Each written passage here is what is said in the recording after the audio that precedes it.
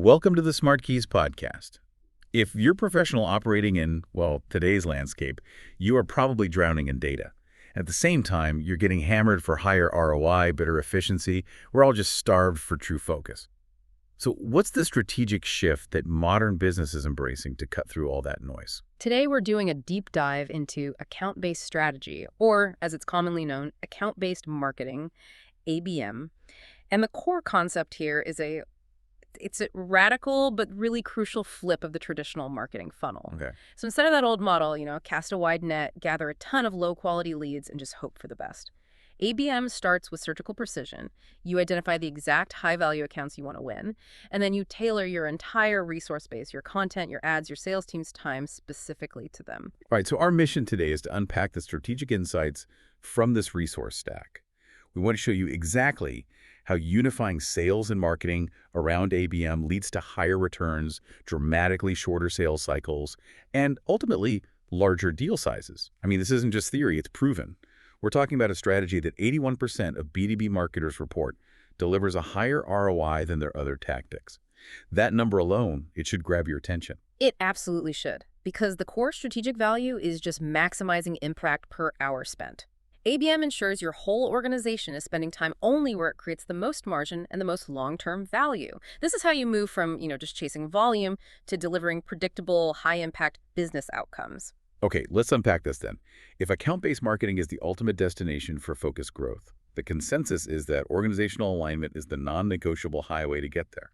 Our sources all stress that sales and marketing can't be siloed. But in practice, isn't defining clear ownership and shared goals the toughest part? I mean, how do organizations really handle those natural internal conflicts? That's where the WIGR comes in. True alignment, it requires fundamental organizational changes. You have to move beyond simple handshake agreements. It means shared goals, shared budgets, and critically shared key performance indicators.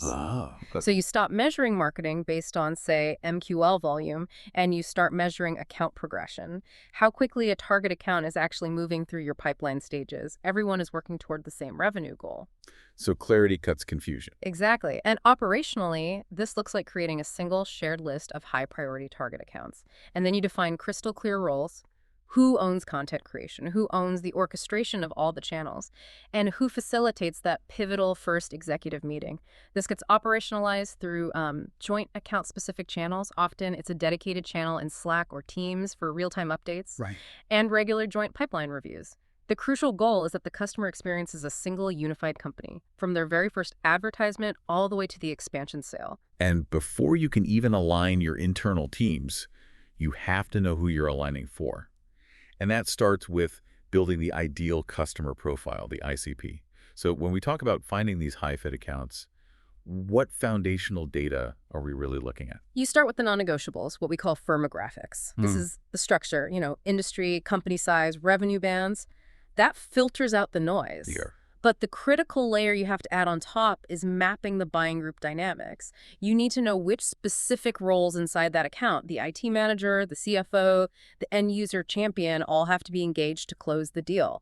And to guide that engagement, you surface intent signals. The intent signal, okay, this is where it gets tactical. How exactly do you differentiate just, standard web browsing from genuine buying intent? What's so fascinating here is the combination of signals. It's about merging your own first-party engagement data, things like site visits, content downloads, activity on your product or pricing pages, with third-party research that shows what they're searching for or discussing elsewhere. Okay, so you're comparing the two. Right. The real insight comes when you compare the data. For instance, standard browsing might be someone reading a blog post. But high-value intent is when they visit your competitor's solution page and download your highly specific article about solving their precise pain point.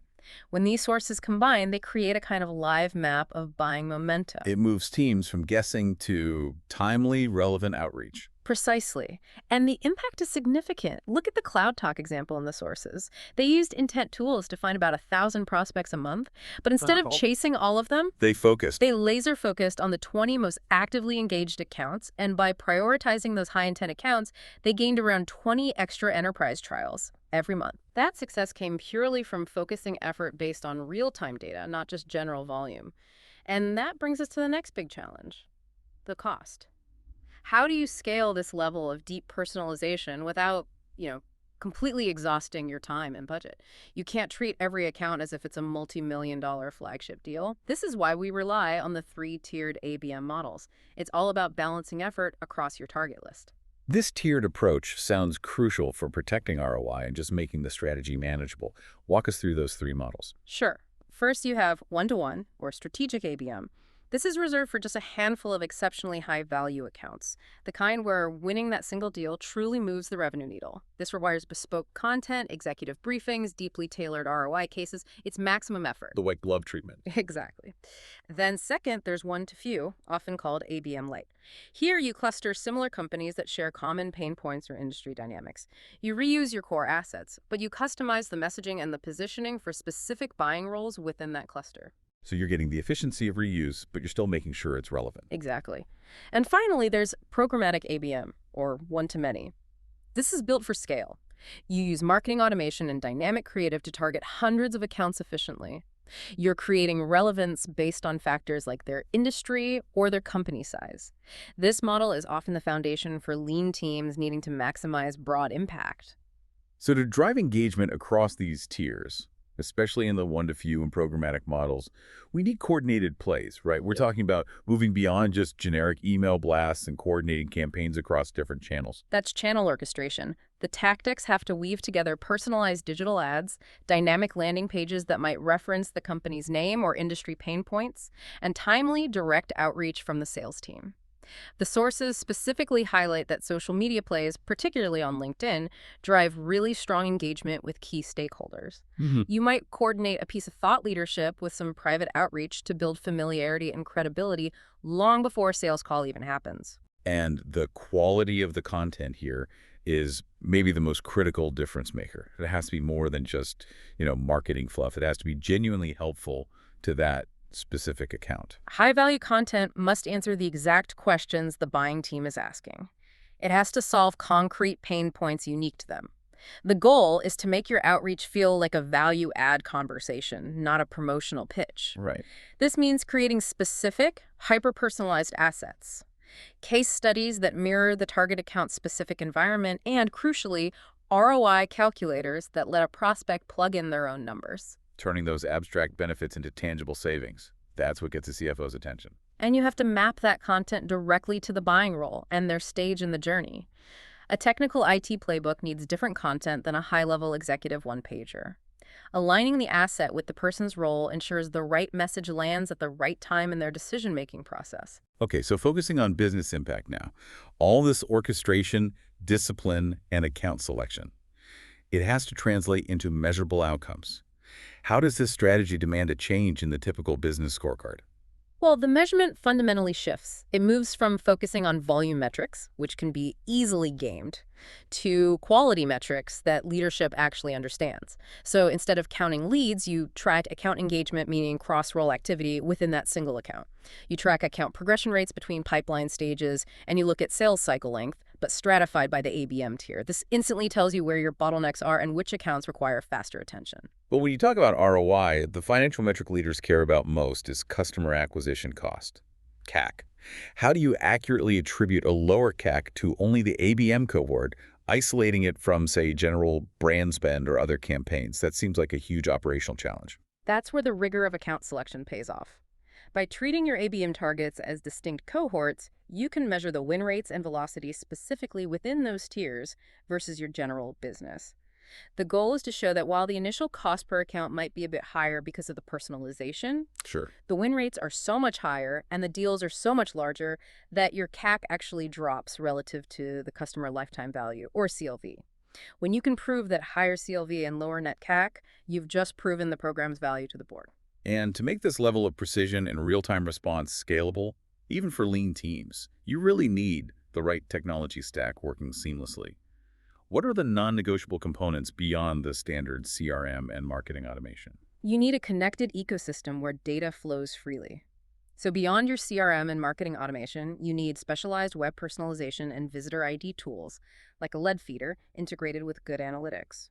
The sophistication isn't in the tools themselves, but in the connective tissue between them. Okay, so give me an example. For example, the Visitor ID tool identifies that a target account contact just hit your pricing page. That real-time signal needs to automatically trigger two things. First, an alert to the sales team for immediate follow-up. And second, it needs to dynamically change the content they see, swapping out a general testimonial for a hyper-personalized case study that mirrors their industry or company size. That real-time intelligence is what moves you from reacting to being truly proactive. Exactly. The strategic takeaway here for you, for the listener, is that ABM isn't just a marketing tactic. It's a disciplined approach to resource allocation. Disciplined orchestration and rigorous account selection are the keys to sustaining the impact. It allows your organization to operate as an insight-led advisor rather than just another vendor.